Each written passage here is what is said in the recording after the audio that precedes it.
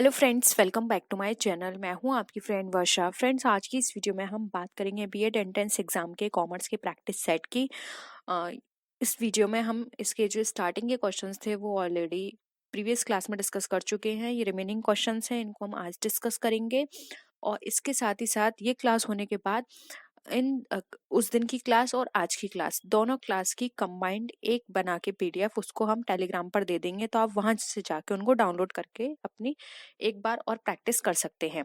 और अगर आपको ये वीडियो पसंद आती है तो वीडियो को लाइक कीजिए, फ्रेंड्स के साथ शेयर कीजिए, और किसी भी तरह की कोई भी क्वेरी हो तो प्लीज जरूर बताइएगा। स्टार्ट करते हैं क्वेश्चंस को।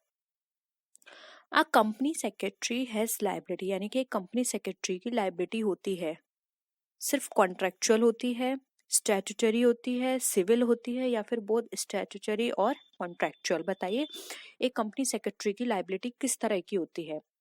बहुत इजी है। आपने अगर प्रीवियस वीडियो देखी होगी तो उसके थ्रू भी आपको इजीली समझ में आ गया होगा, तो आप इसका आंसर कर सकते हैं।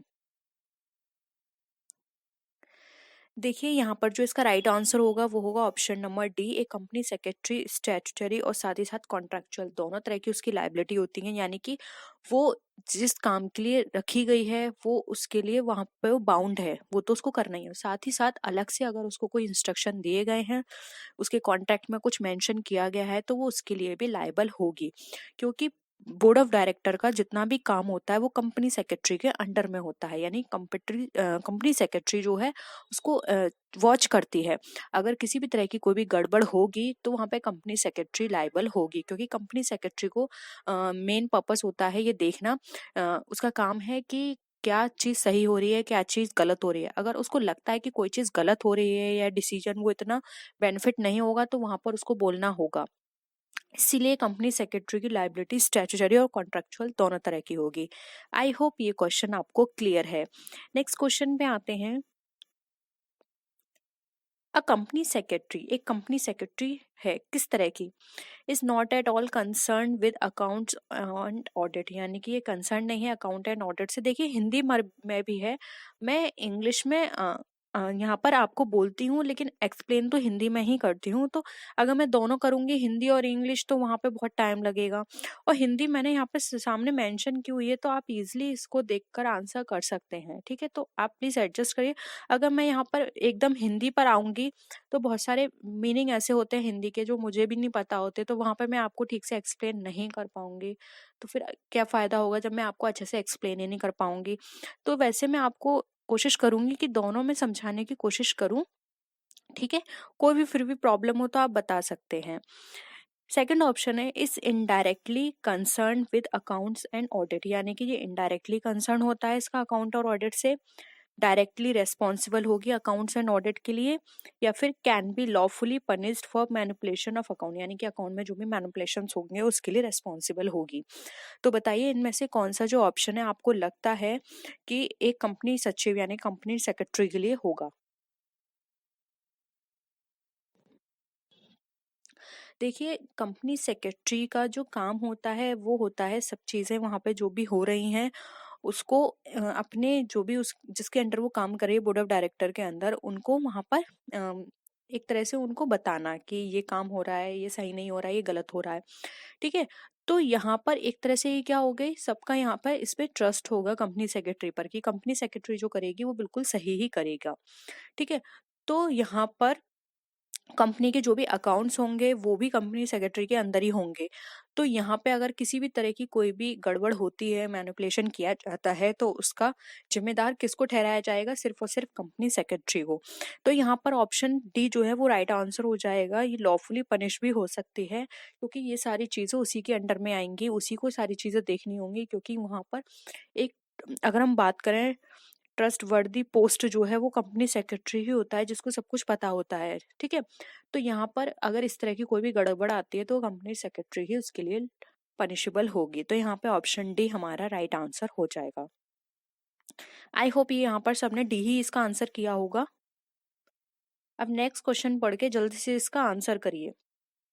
Which one of the following meetings of a company can be called by a company secretary himself, यानी कि इनमें से कौन सा निम्नलिखित बैठकों में से एक को कंपनी सचिव द्वारा स्वयं कहा जा सकता है, यानी कि कौन सी कंपनी सेक्रेटरी खुद बुलाती है meeting? Annual general meeting, extra ordinary यानी कि असाधारण सामान्य बैठक, लेनदारों की बैठक और निदेशकों की बैठक। बताइए कौन सी कंपनी सेक्रेटरी बुलाती है कंपनी के अंदर मीटिंग को? क्या होगा आपके अकॉर्डिंग इसका राइट आंसर? देखिए सबसे पहले ये याद रखिए, कंपनी सेक्रेटरी जो है बोर्ड ऑफ डायरेक्टर के अंडर में काम करती है। ठीक है, अगर ये बोर्ड ऑफ डायरेक्टर के अंडर में काम कर रही है तो वहां पे बोर्ड ऑफ डायरेक्टर की जो भी मीटिंग बुलानी है, उनके साथ कुछ भी डिस्कशन करना है तो ये बुला सकती है। लेकिन एनुअल जनरल मीटिंग किसके साथ होती है? शेयर होल्डर्स के संग, तो ये तो नहीं हो सकता। ये जो बोर्ड ऑफ डायरेक्टर्स होंगे वो शेयर होल्डर्स के साथ करेंगे। एक्स्ट्रा ऑर्डिनरी जनरल मीटिंग भी इसमें कंपनी सेक्रेटरी का कोई रोल नहीं होगा कि ये उसको बुलाएगी। Meeting of creditors, meeting of creditors में भी कंपनी सेक्रेटरी इसको नहीं बुला सकती। ये बुलाने का अधिकार किसको होगा? वहाँ के मैनेजमेंट को होगा। अब यहाँ पर आ गया बोर्ड ऑफ डायरेक्टर्स मीटिंग, तो डायरेक्टर्स मीटिंग इसका राइट आंसर हो जाएगा, क्योंकि डायरेक्टर्स मीटिंग में ये कंपनी सेक्रेटरी इनको बुला सकती है और अपने कोई भी इसको क्वेरी है या फिर कुछ भी इसको डिस्कस करना है डायरेक्टर के साथ, तो इस मीटिंग के अंदर डिस्कस किया जा सकता है। ठीक है, तो यहाँ पे ऑप्शन डी हमारा राइट आंसर हो जाएगा। नेक्स्ट क्वेश्चन है, बताइए इसका आंसर जल्दी जल्दी।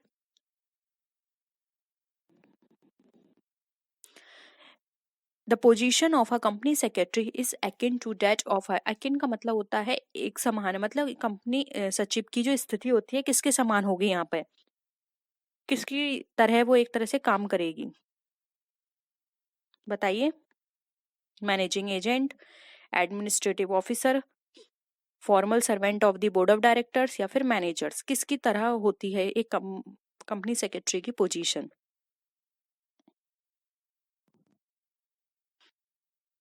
इजली आप इसका आंसर कर सकते हैं, अभी अभी मैंने आपको ये ऊपर डिस्कस भी किया था।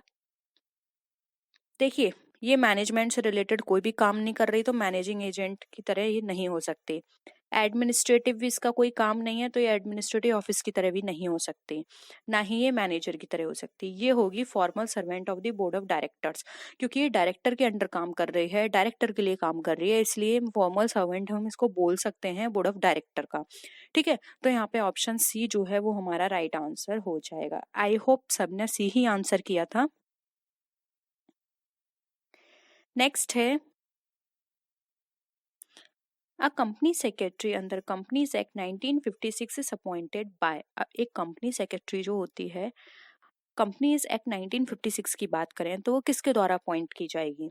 शेयर होल्डर के द्वारा, managing directors, board of directors या फिर रजिस्ट्रार ऑफ कंपनीज? मुझे नहीं लगता कि अब हमने कंपनी सेक्रेटरी के इतने क्वेश्चंस कर लिए हैं, तो अगर आपके एग्जाम में कोई आता है तो आप कंफ्यूज होगे। ठीक है, और आप साथ में अभी वीडियो देखते हैं, उसके बाद भी आप कभी भी इन वीडियोस को देख सकते हैं, जिससे कि आपका रिवीजन होगा। जितना आप रिवीजन करेंगे उतना ही आपके माइंड में ये सारी चीजें बैठेंगी। ठीक है, तो ज्यादा से ज्यादा रिवीजन करा करिए इन वीडियोस का, जिससे कि आपको सारे कॉन्सेप्ट क्लियर हो जाए। बताइए आपके अकॉर्डिंग क्या है इसका राइट आंसर?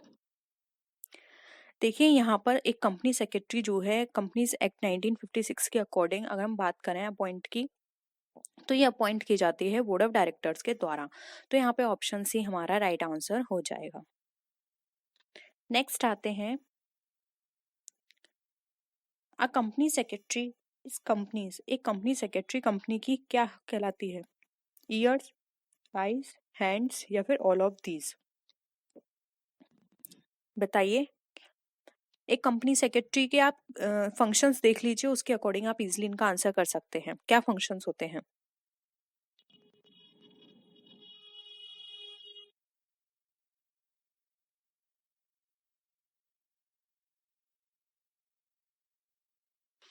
देखिए कंपनी सेक्रेटरी कंपनी के अंदर आईज, ईयर्स, हैंड, इन सभी के थ्रू काम करती है। ठीक है, यानी कि चीजों को देखना क्या कैसे हो रहा है, ईयर्स सुनना जो भी बोर्ड ऑफ डायरेक्टर्स कह रहे हैं या जो भी उससे कंसर्न पार्टी हैं वो कुछ कह रही हैं वो चीजें करना। हैंड्स, हैंड्स मतलब यहाँ पर ये है कि वो कुछ उसकी इस तरह की वर्किंग भी होती है, जैसे कि मीटिंग के अंदर मिनट्स इंक्लूड किए जाते हैं। मिनट्स होते हैं, आपने पढ़ सुना होगा, तो उनको नोट डाउन करना होता है। तो ईयर्स, आइज, हैंड्स, इन सभी का काम होता है कंपनी सेक्रेटरी का कंपनी के अंदर, इसलिए यहाँ पे ऑल ऑफ दिस हमारा राइट आंसर हो जाएगा। ठीक है, बहुत सिंपल सा था ये क्वेश्चन। नेक्स्ट देखिए, which of the following is an optional book in case of a company. अब कंपनी के केस में ऑप्शनल बुक क्या होती है? वैकल्पिक पुस्तक की बात की गई है, बताइए। Share application and allotment book, register of members, register of charges, या फिर मिनट्स बुक। ऑप्शनल बुक क्या है? यानी कि ऐसी कौन सी बुक है जिसके होने या होने जरूरी नहीं है, हो भी सकती है, नहीं भी हो सकती है कंपनी के अंदर।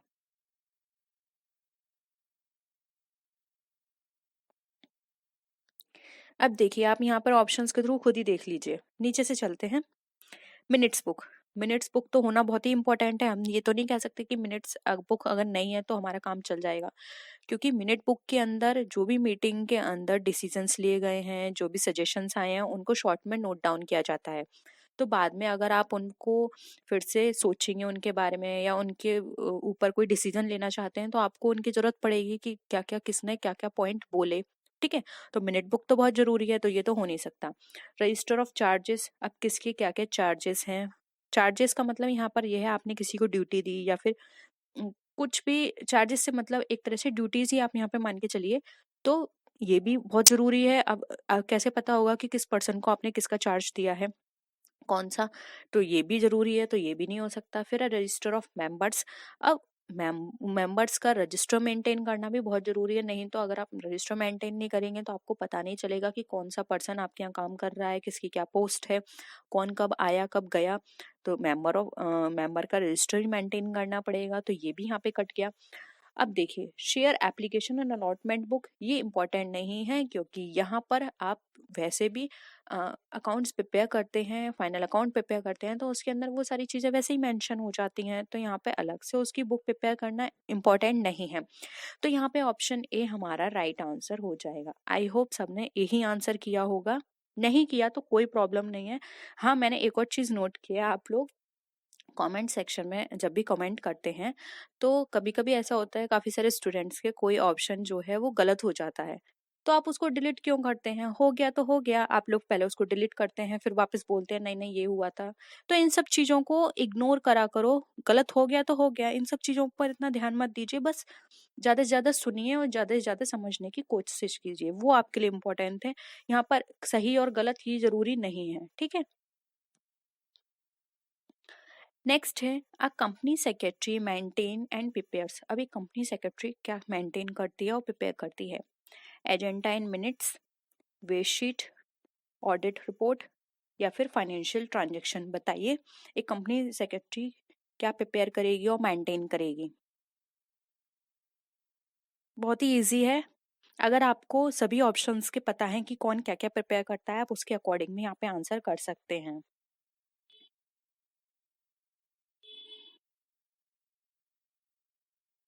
देखिए, यहाँ पर अगर हम बात करें कंपनी सेक्रेटरी की, तो कंपनी सेक्रेटरी यहाँ पर जो प्रिपेयर करती है वो है एजेंडा एंड मिनट, जो कि ऑप्शन ए है। एजेंडा मतलब कंपनी का जो भी मीटिंग कंपनी के अंदर रखी गई है, उसका एजेंडा क्या है, किस पर्पज से वो मीटिंग कंडक्ट की गई है, फर्स्ट वो नोट डाउन करेगी कंपनी सेक्रेटरी।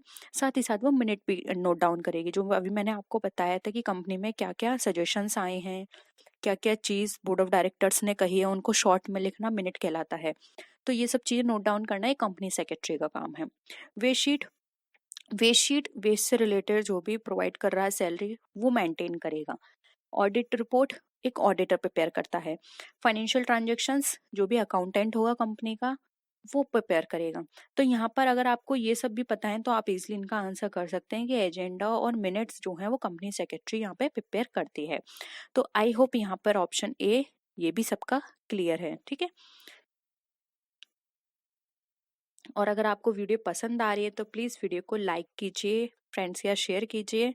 ठीक है, a company can be bound up. अब एक कंपनी बाउंड हो सकती है किससे?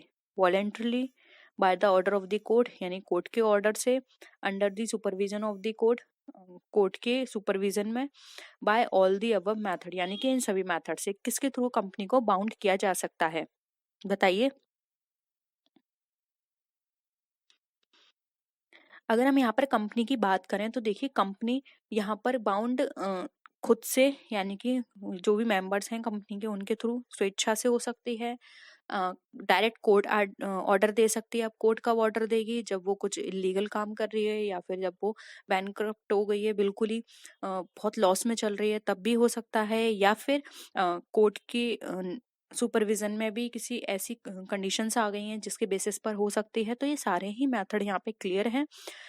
इसलिए ऑप्शन डी हमारा राइट आंसर हो जाएगा। इन सभी मेथड के द्वारा एक कंपनी बाउंड अप हो सकती है, यानी कि कंपनी को बाध्य किया जा सकता है उसको बंद करने के लिए। ठीक है।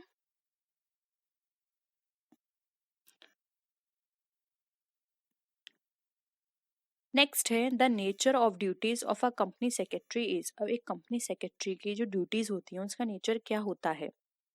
मिनिस्ट्रियल एंड एडमिनिस्ट्रेटिव, यानी कि मंत्री और प्रशासनिक जैसा। एडमिनिस्ट्रेटिव एंड मैनेजरियल, यानी कि प्रशासनिक और प्रबंधकीय जैसा। मिनिस्ट्रियल ओनली, यानी केवल मंत्री जैसा। या फिर नन ऑफ दी अबव, इनमें से कोई नहीं। तो बताइए कंपनी सचिव के जो कार्य होते हैं वो किस तरह के नेचर के होते हैं?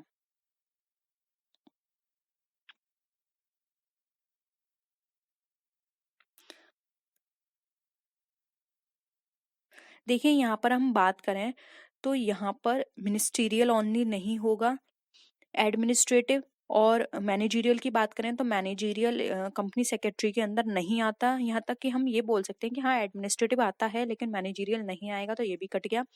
तो यहाँ पर राइट आंसर हो जाएगा ए, मिनिस्ट्रियल एंड एडमिनिस्ट्रेटिव, यानी कि उसका काम होता है प्रशासनिक जैसा। जो उसको कहा गया है वो उसको फॉलो करना है और उसको सिर्फ वही चीजें करनी है जो उसको बताई गई हैं, जो उसके कॉन्ट्रैक्ट में है। तो उसको प्रशासनिक कहा जाता है, जो उसके द्वारा ऊपर से उसको वहां पर ऑर्डर मिला है। ठीक है। तो यहाँ पर ऑप्शन ए हो जाएगा मिनिस्ट्रियल एंड एडमिनिस्ट्रेटिव, क्योंकि मंत्री और प्रशासनिक भी वही कार्य करते हैं जो उनको कहा जाता है या फिर उनको वहां पे करने के लिए उनको अथॉरिटी दी जाती है।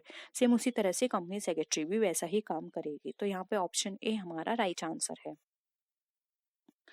नेक्स्ट क्वेश्चन है one of the statutory duties of the company secretary is to. अब जो इनमें से कौन सी ड्यूटी है कंपनी सेक्रेटरी की, अगर हम बात करें तो संवैधानिक या फिर वैधानिक कौन सी होगी? Negotiate with third party, keep proper books and registers, gather information about competitors, या फिर act as a medium of communication. बताइए किस तरह की ड्यूटी होगी? वैधानिक यहाँ पे पूछा गया है, स्टैट्यूटरी। तो बताइए कंपनी सेक्रेटरी के बारे में।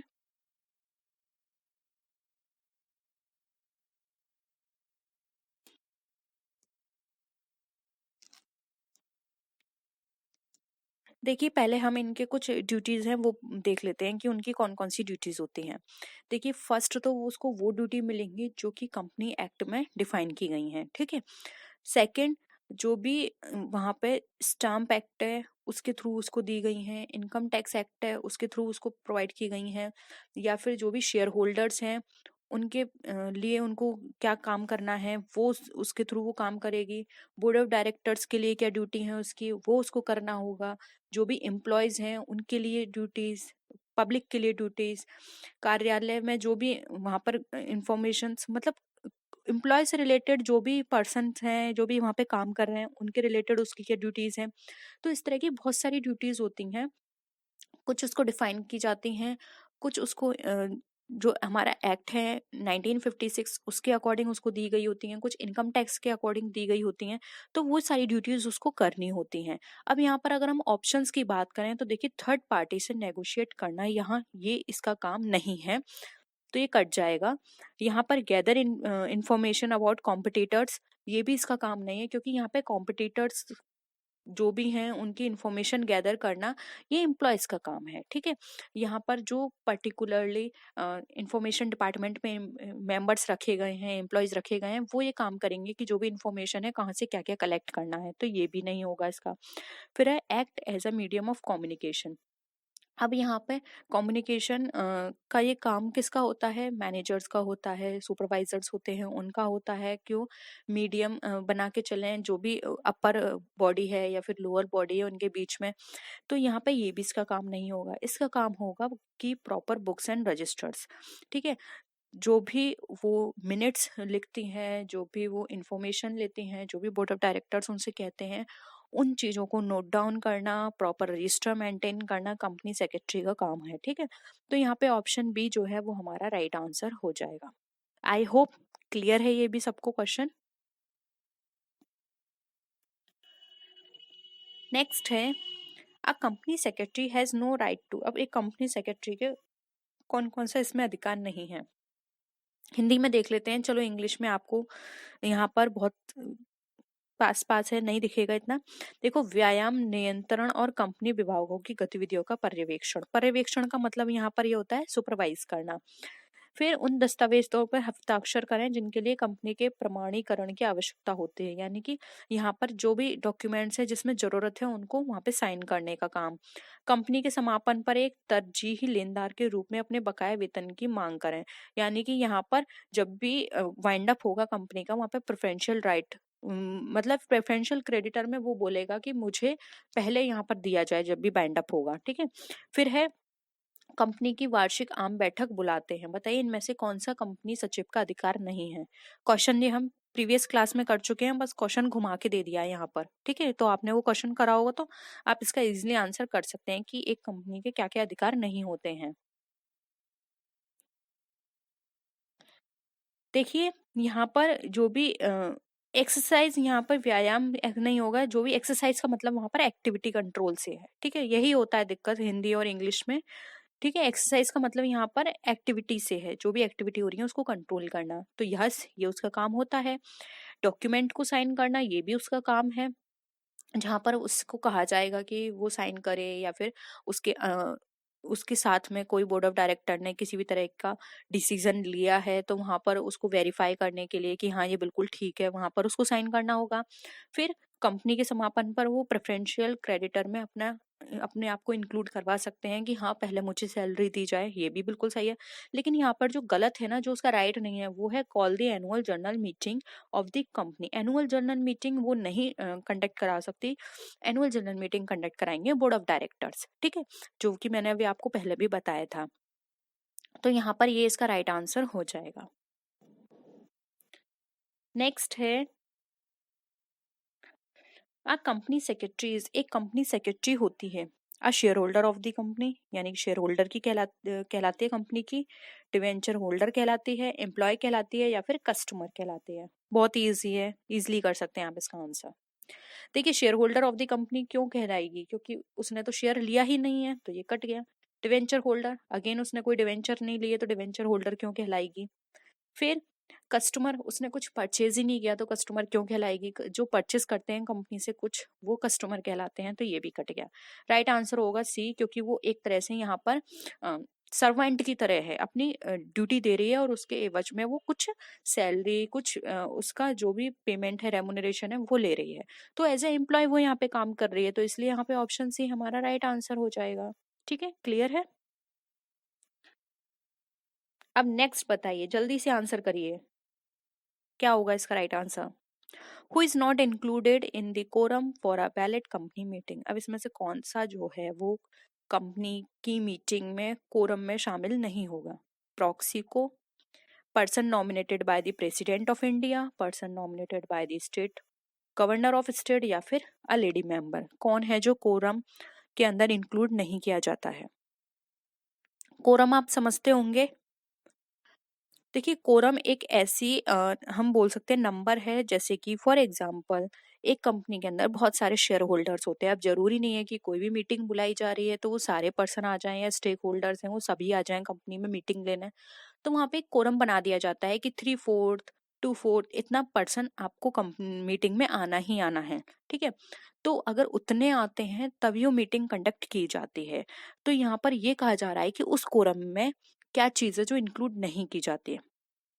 देखिए, आप प्रॉक्सी समझते हैं। प्रॉक्सी का मतलब ये है, जैसे कि फॉर एग्जांपल 3/4 कोरम था और मैंने कहा मैं आऊंगी, लेकिन मैं नहीं गई वहां पर।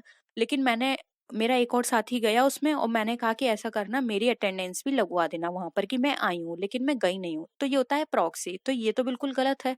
जब आपने इतने मेंबर 3-4 बोला है तो वो सारे वहां पे प्रेजेंट होने चाहिए। ऐसा नहीं है कि बस आपने वहां पे उनके एक तरह से टिक कर दिया कि हाँ ये यहाँ पर प्रेजेंट है, ठीक है, ऐसा नहीं होता।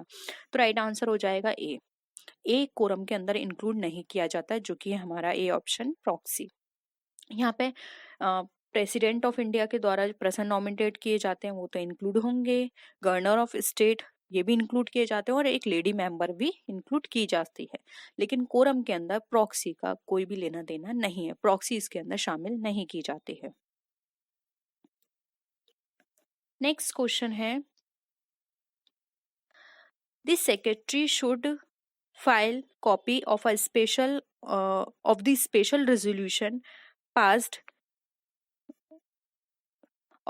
the special resolution passed at the extraordinary general meeting to the registrar with in, यानी कि सेक्रेटरी को रजिस्ट्रार को साधारण जनरल मीटिंग में पास किए गए विशेष रेजोल्यूशन से की प्रति दाखिल करनी चाहिए। यानी कि जो कॉपी है स्पेशल रेजोल्यूशन की एक्स्ट्रा ऑर्डिनरी जनरल मीटिंग में वो कब दाखिल करनी चाहिए? 7 दिन के अंदर, 30 दिन में, 21 दिन में, या फिर 14 दिन में? कब उसको कॉपी वहां पे सबमिट करनी है?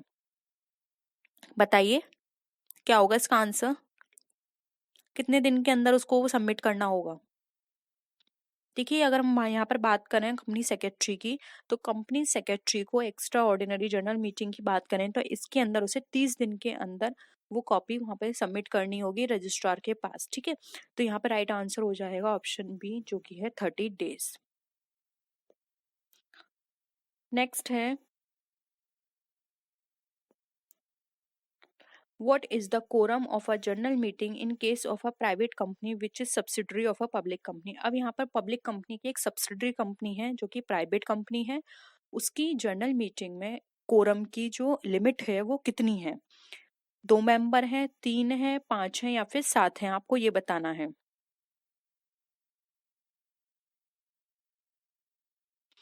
देखिए यहाँ पर याद रखिए, यहाँ पे प्राइवेट कंपनी की बात की जा रही है जो कि सब्सिडरी कंपनी है पब्लिक कंपनी की, तो प्राइवेट कंपनी के अकॉर्डिंग आंसर करिएगा।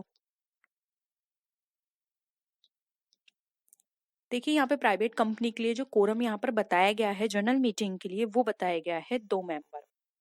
ऑप्शन ए यहाँ पे हमारा राइट आंसर है।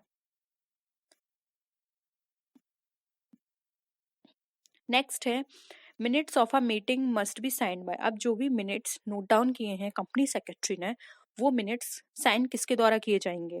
Chairman of the meeting, secretary of the meeting, chairman and secretary, या फिर डायरेक्टर्स अटेंडिंग द मीटिंग? कौन करेगा उनको साइन?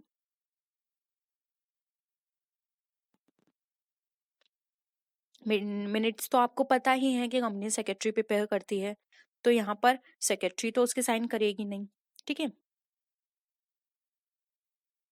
उसके साथ साथ और कौन कौन करेगा साइन?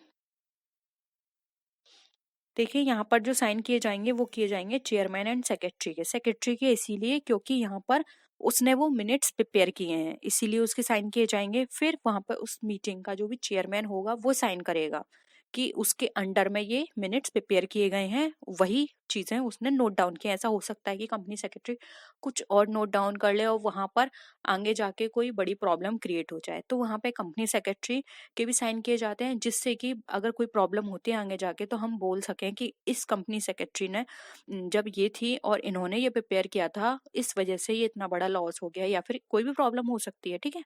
कंपनी में कुछ भी होता है, ठीक है। तो यहाँ पर दोनों ही रिस्पॉन्सिबल होंगे फिर बाद में उस मिनट के लिए, तो यहाँ पर दोनों के साइन किए जाते हैं, इसलिए ऑप्शन सी हमारा राइट आंसर हो जाएगा। हर चीज को ना थ्योरी की तरह लेके समझा करो कि यहाँ पर अगर देखिए कंपनी सेक्रेटरी साइन करती है, तो हो सकता है कंपनी सेक्रेटरी ने जो भी चेयरमैन या वहां के लोगों ने बोला हो मीटिंग में, उसने वो चीज नोट ना करी हो और आगे जाके डिसीजन कुछ लें और वहां पर सजेशंस कुछ गलत उसने नोट करे हो, तो वहां पर क्या हो, गलत डिसीजन लेके प्लानिंग गलत कर ली जाए, तो ये भी हो सकता है। फिर ये भी हो सकता है कंपनी सेक्रेटरी ने सही साइन किए हों, वो सही मिनट प्रिपेयर किए हों, लेकिन वहां पे आगे जाके उसको गलत बता दिया जाए, तो वहां पे दोनों के साइन होंगे, तो हर तरह की यहाँ पे क्या रहेगी, एक तरह से ट्रांसपेरेंसी बनी रहेगी कि हाँ ये थे, आपने साइन कर दिए, मैंने भी साइन कर दिया, अब दोनों ही रेस्पॉन्सिबल हैं, ठीक है। तो आज के लिए इतना ही। होप आपको क्वेश्चंस पसंद आए होंगे, कुछ नया सीखने को मिला होगा। वीडियो पसंद आई तो वीडियो को लाइक कीजिए, फ्रेंड्स के साथ शेयर कीजिए। चैनल अभी तक नहीं सब्सक्राइब किया है तो प्लीज़ चैनल को सब्सक्राइब कर लीजिए। किसी भी तरह की कोई भी क्वेरी हो तो प्लीज़ ज़रूर बताइएगा, और कोई भी आप सजेशन देना चाहते हैं तो उसे भी कमेंट सेक्शन में लिख सकते हैं। तो नेक्स्ट वीडियो में फिर मिलते हैं आपसे और विच वीडियोज़ के साथ। तब तक के लिए टेक केयर, बाय बाय।